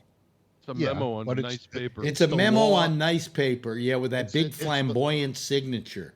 It's the law of the land right now. Until somebody challenges it in court, in which case it doesn't stand the paper it's written on. Although the Ninth Circuit is now being populated by many more Trump-appointed judges. That so we've stacked the fucking deck rather than just hire jurists who know how to read the law and interpret it. We get a bunch of biased assholes who are going to make Trump rich. I look at it as that the people that are there on the liberal side are the biased assholes. Phil, stop it. Come on, get some common sense. That is common sense. No, it's not common sense. You look at a guy, look at his Kavanaugh. Here's a guy that is actually a real jurist. And the left has tried to assassinate him in every which way they can. He's a real jurist, loves to party. Yeah, beer. And they've marched out these women trying to accuse him of things. Phil, that was proof. last year's news, okay? Yeah. Well, he's in the Supreme Court now. He's in the Supreme Court now, so you got a rapist on the Supreme Court. He'll probably vote for rape. Yeah. You can only hope. Rape will be legal soon. So, Yeah, but if you talk about it, then they'll sue you. But it's a law that's been made too late for you, so it doesn't matter. Yeah. Speaking of rape, I hear that Harvey Weinstein's going to walk. No, he's not going to walk. Is he not? No, he's still got all the charges against him. I hear he's paying people off. No, but he's paying off the people who are suing him. Oh, good. Hopefully he sees civil stuff. Yeah, that doesn't mean you admit guilt. They did what they did. It's so that he doesn't have to admit guilt. Right. There we go. There's Brady. So do you think he'll get his studio back once he pays everybody off? No, he just had to give the studio away in order to pay everybody off. Yeah. No, but he isn't paying a penny. The studio is. If this thing goes through, there's a chance it won't. Mm-hmm. And then the $25 million is going to be spread out over, I think, 25, 30 women. Something like that. Yeah. So I want my share. He tried to bet. Well, the lawyer gets his skim, before all of that. So it's only $25 million? That doesn't sound like $25 million to settle all the cases against him. Being paid by a bankrupt insurance company. Do you know that Trump paid more than that to settle the school lawsuit? He paid $25 million. For the people that felt they were defrauded on Trump University. It is $25 million. Yeah. Wow. Yeah. Oh, wait a minute. I got it here. Hold on a second. I printed it last night, and then I didn't. After 2 years of legal wrangling, Harvey Weinstein and the board of his bankrupt film studio have reached a tentative $25 million settlement agreement with dozens of alleged sexual misconduct victims. You know what this is about? It's really the suit against the company. Yeah. And it's being settled. A couple of the big stars aren't going to get into it either. Yeah. They're still hanging. Well, they got. Hey, you know something? Like I got an apartment for 5 years without paying rent. They got careers, and all they had to do was fuck Harvey. You know, a lot of these pictures and people wouldn't have won if it wasn't for the promotion. Oh, right, that's Weinstein right. No, did. Weinstein knew how to game the system so his pictures could win. Yeah. And so people like Gwyneth Paltrow threw him to the wolves during all of this. She wouldn't have had a career. She's a shitty actress. What did she ever win an Academy Award for? Huh? The ones who are more defensive and more vitriol. Yeah. They did more things with him. They did more things with him? That's my opinion. They're frustrated about that, and they're sort of lashing out like. Well, I mean, I'm not here to defend. I'm not here to defend his horrible behavior. On the other hand, I'm here to say that a lot of women took advantage of that weakness in him, and he made them stars. He got them Academy Awards. You know. And so quit being. So some of them don't need to get paid. They got paid. Yeah. You know. Well, now that we know they're a prostitute, it was just a matter of No. negotiating the price. I'm not saying they're a prostitute. I'm not saying Well, that they at prostituted themselves for all. a I'm career. not saying that at all. But could and a that lot of us, definition everything. a lot of us prostitute ourselves in one way or another for a career, Phil. I've tried, but nobody's taken. Well, no, it's not a matter that just because you spread your legs, you're prostituting yourself. You know, I mean, but there are a lot of women out there who owe their careers to Harvey Weinstein. That's all I'm saying. Whether or not that's not excusing what he did, because there were a lot of women who didn't get careers out of it, who had to spread their legs for Harvey, and what a disgusting, vile thing that must be to have to do, and they didn't get anything out of it. So they should get part of that $25,000. You know, 25 million, yeah. 25 million. Excuse me. Harvey's wife wasn't bad looking either. Yeah. So. Yeah, she left him. Yeah. But and now Harvey's got a bad back. Did you see that in court? He was going to court in a walker. Yeah. He's on a walker. Yeah. He needs some of this today, ibuprofen. yeah. 800 little ibuprofen. milligrams. Yeah, 800 ibuprofens. Yeah. Well, I mean, also, maybe he could get what you got, Kevin. Yeah, you can get one of them stimulators. Yeah. Then we could turn it up on him. Yeah, turn Make him it. dance. Make him dance, Harvey. Dance. Dance, Harvey, dance. By the way, this is an interesting item. You know Sinclair Broadcasting is, don't you? Yeah, the fairest broadcasting in the nation. Yeah, fuck you. Oh, really? Isn't that the one that has the subliminal messages? Mm-hmm. Think right, think right. Well, they also do something else. They turn out these must-run items. Commercials or Well, not commercials, but must-run news items. They have to run in all their newscasts, which are very biased and very slanted and all of that. Well, the must-run political commentary segments that have come under fire at Sinclair Broadcast Group are being terminated by the company. The segments have been hosted by former Trump White House staffers Boris Epstein, I don't know how you pronounce that, while Sinclair also recently hired Amisha Cross to present the Democratic perspective. He will reportedly move to the sales-focused role with the company. Instead, Sinclair will be focusing more on resources on local investigative journalism.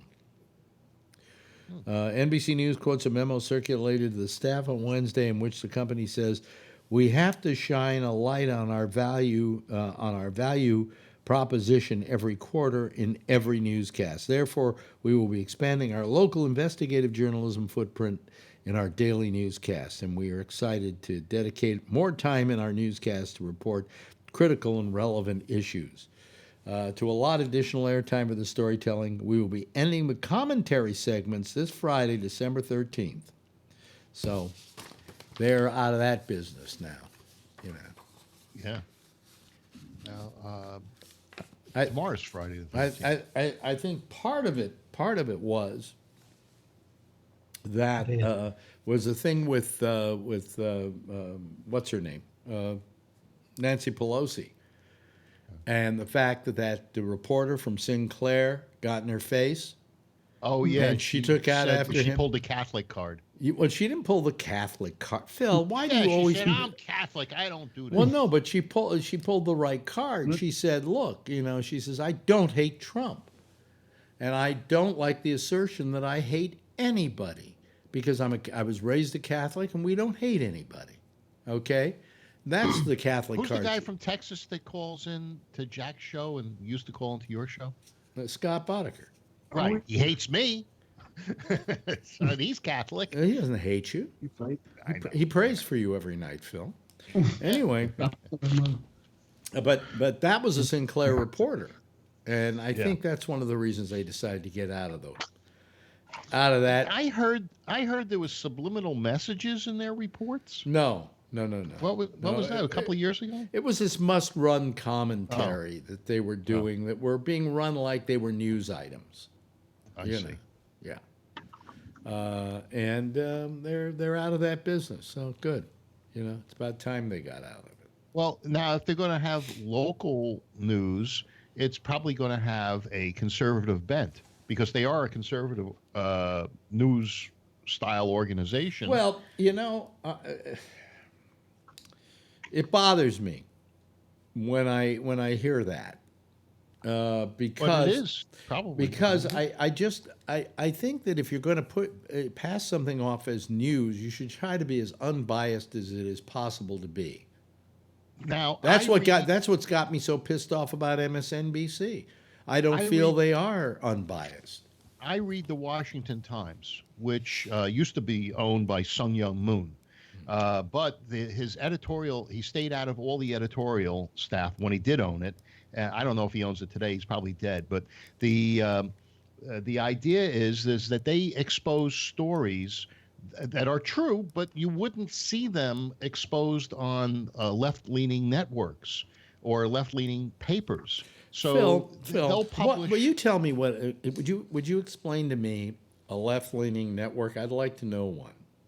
CNN and MSNBC. Well, to begin with, those are news channels. Okay. Newspapers. How about the New York Times and the Washington Post? I don't think the New York Times. I think the New York Times is perfectly even-handed. It's so left. It's no. Do you read it? Do you read it every day? No, I don't eat. Then fish, if you don't read it every day, how do you it, know that it's that left, Phil? Because the story. Because you hear that it's that left from your boy Trump. Yes, but I read online. Oh, you read on. Tell me something recently that was biased. I can't think of it offhand. Oh, okay, so basically you're just doing the trope that it's biased. Not a trope. It's they do. You're drinking the Kool-Aid, Phil, and I don't know if it's lime or if it's cherry, but it's some kind of. It's the cherry, but it's all one flavor. Yeah, it's all one flavor. Yeah. Yeah. But if for instance, if you look at what stories are being published in the Times or the LA Times, whether it be the LA Times, the New York Times, the Washington Post, and then you look at the Washington Times and you see those stories, you're going to see very different stories portrayed in that paper than you would in the New York Times or the LA Times. You will see that. Have you noticed that, or have you just buried your head in the sand? But if you're reading the whole paper, maybe you don't see that. But you're picking out the stories that are published and put on TV. But no, well, in the Washington Times, those stories aren't seen in other places. Alex would say that they're phony stories because they come from that source. But it's just that they. Well, give me an example of one of those stories, Phil. I have to look. I haven't read the paper in a few weeks. What do you mean you have there to you look? Go right there. You see, you're I've just been scuba diving. You've been fed the Kool-Aid and you're spouting it back at us. Let me go to the You Washington can't tell me Times. what's in the New York Times because you admit that you don't read it. And you would have to read the whole paper to know that it was non-biased. Because all you're saying is that the one article that you saw that was published on TV that everybody's criticizing is the one you're talking about. Okay, so if I go to the Washington Times under politics, White House GOP at odds over Senate impeachment trial. Yeah. House Dems fail to break partisan battle lines. Dems impeachment case doesn't sway Wisconsin voters. Trial ready. Pelosi faces choice on impeachment. What's new there except that it's slanted on the other side? Right. But what's new there, Phil? Because you don't see. George P. Bush condemns Texas GOP for racist episodes. Anyway, all you're doing is you tried to make a point, negative. Phil. You tried to make a point, Phil, and you didn't make it. FBI deliberately hid Carter Page's patriotic role as CIA asset. IG report shows. Do you think that you get that was in the hearing? That was in the hearing, Phil. Phil, that was in the hearings. Right. It was in the hearings. Yes. Do you think the Washington Post or the New York Times is going to run with that story? No, you're not going to see that story. Because they're not going to run with that story because the way it's being run in the Washington Times is slanted, and the way the New York Times would run it is unslanted. No, that's your opinion. You know, that is my opinion. That is my opinion, and I'll stick to it. It's strictly editorial. All I know is I wouldn't see this kind of story in the New York Times. You're just not going to see it. You know. God. What story was that? This one. FBI deliberately hid Carter Page's patriotic role as a CIA asset. IG report shows. It was by Rowan Scarborough of the Washington Times. NYT. What is the story again? Carter Page. Yeah. FBI deliberately. Is that PAIGE? PAGE. Oh, PAGE. PAGE. Wait a minute. PAGE as what? Patriotic role as a CIA asset. CIA asset. Right. The IG report shows. Oh, let me see here. Now, let me see here. Let's see if the New York Times has that story. I'm just looking to see. It would be a pretty good guess on my part. It's not in the New York Times. Russia inquiry report on FBI. It's the New York Times. Russia inquiry finds serious errors, but debunks anti-Trump plot. And, of course. But they say serious errors. Yeah. And then it says what Barr had to say. But does it say that the contradiction that they... Oh, here we go. Orders of wire of Carter Page, a former Trump campaign advisor. Mr. Horowitz said investigators appeared to overstate the strength of their applications. It's pretty well just reporting what went on. Now, you know, there's no bias there. Yes, the fact was Horowitz said that that they actually doctored an email to say that he was not a CIA asset and that he was working in association with the Russians so that they could get the Pfizer report used as proof for a Pfizer warrant. Mm-hmm. Yeah, I mean the Steele report for use as a Pfizer warrant. So therefore, this story has a lot of credibility, but you'll never see it reported that way by the New York Times, because that, you know, proves that Obama's White House and that the FBI were doing really bad things. Oh yeah, with the Obama White House, they were just so corrupt and horrible. Yeah. Boy. Well, you know, the FBI, they worked for him, right? They worked for Trump, too. Yeah. Well, they worked against Trump. I don't know about when that. did they work against Trump? Well, they doctored this thing to create a way to surveil him and his people. Part of the reason sound just like all them guys all day today. Yeah, yeah. Because they're right. Oh, Jesus Christ. Hey, Tony, you're laughing. You work for, what's the name of the mayor of New York now? What's his name? De Blasio. De Blasio. Your check is signed by De Blasio. He probably does have a hand in it. You're on the tape. Yeah. I don't like that much. But you know, you know what it comes down to, I think. I think Trump, what I find really, truly amazing is how basically everybody doesn't trust anything anymore. Because as soon as he says something, people are actually doubting everything. I mean, yeah, I get it every night from Alex. That is a good point, Tony. And I do not join on that bandwagon. It's regrettable that we get to that. The FBI is, you know, it's like a big conspiracy, and only Trump knows who the bad guys are. It's like he sounds like a common hood, like Phil. Like, you know, it's like that crazy gangster who showed up in court in the pajamas. He was sane. He was just trying to plead insanity. Watching too much TV. Well, you got a president. You got a president here who wanted to hold up, hold something over the head of the Ukrainian president. Yeah, and these guys were corrupt. He was like making sure Phil, that he Phil, when you're talking Trump, you are talking a criminal. You are talking about a man who became president of the United States in spite of the fact that he was an out-and-out fucking crook. And he had the money to Wait a pay. minute. Let Kevin say something here. I heard a couple of points made today that, there was 2 years previous that he was giving them money to. Why wouldn't he stopping them then? And that was the corrupt government in Ukraine.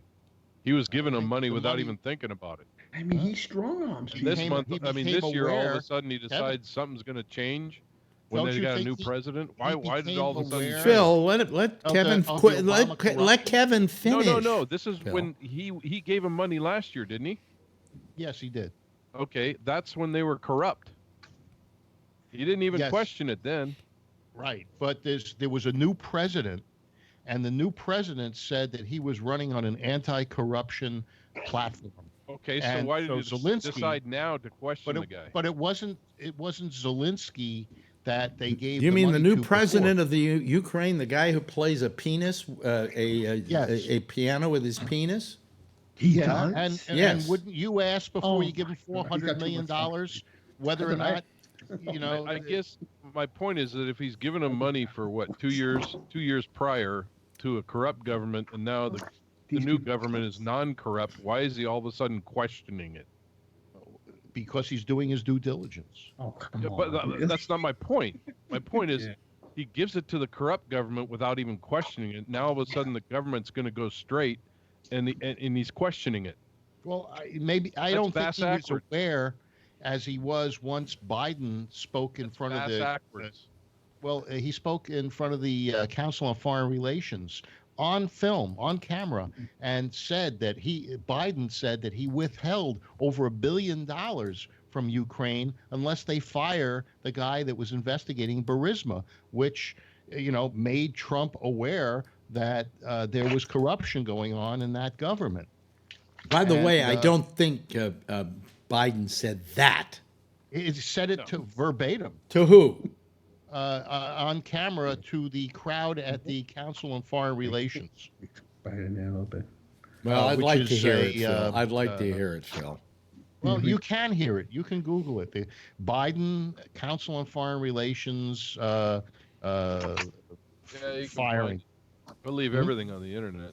Well, it was him. It was him talking. Oh, he did talking. It wasn't one of those setup. He does say crazy things, Biden, so this could be true. On foreign relations, Ukraine. Here it is. Probably forgot he said it, too. Biden brags about CFR meeting about what is the about withholding aid to Ukraine to force firing of a prosecutor. Well, he did. Right. Okay. And they've got him on film saying it at CFIR. Mm-hmm. So that still doesn't mean that Trump isn't a fucking crook. No, but at least he's investigating this malfeasance on Biden's part. Yeah, it's really important. Yeah, it is. It's really important. No, he wants malfeasance on Biden's part because Biden could be his competitor, but where he's making his big mistake is he may get impeached over trying to get rid of a guy who isn't going to be his eventual competitor. Correct. Yeah. Well, who do you think is going to be his competitor? I don't know. I think we're heading towards Buttigieg. Yeah. No, he got side railed. He got derailed. Yeah, something happened to him, he got too. What was it? Buttigieg is out.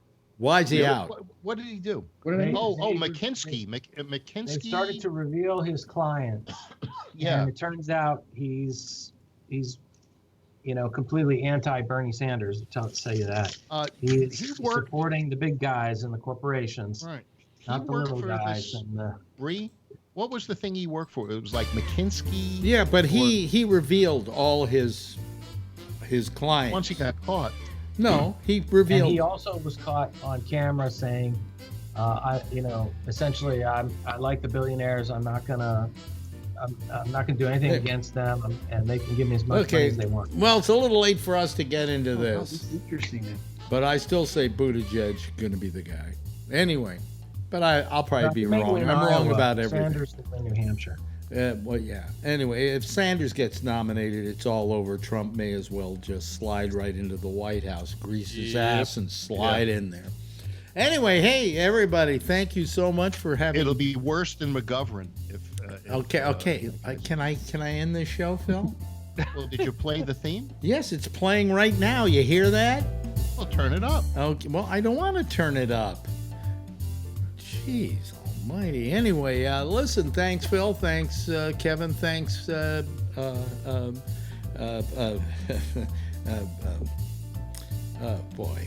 thanks, Tony, and thanks, Bree. Man, I'm out of it. That's it for tonight. I guess we'll have hardly anybody calling tomorrow night, too. And if that's the case, that may be the last show I will ever do on this fucking network. I'm getting a little tired of this. It's exhausting me. Plus, by Monday, I will find out what I'm going to have to do for this cancer. So I may be out of the business for a while anyway. Anyway, let me thank all of you, and if you will give a big wave goodbye, I'll wave right back at you. There they go, ladies and gentlemen. Yeah. The participation on this program better improve tomorrow night, or I'm just giving up on it. I don't have to do this. Right, Anyway, listen, Jack Bishop is next with The Intersection. So stay tuned for that. He'll probably have a whole bunch of people calling him. In the meantime, I'm Alex Bennett. We'll see you again tomorrow night after Damian Chaplin, if he does his program. Damian Chaplin is here with the Exchange. We'll be here 10 o'clock, same time, same station in life. And in the meantime, as always, if you see her, tell her I love her, okay? Good night, everybody.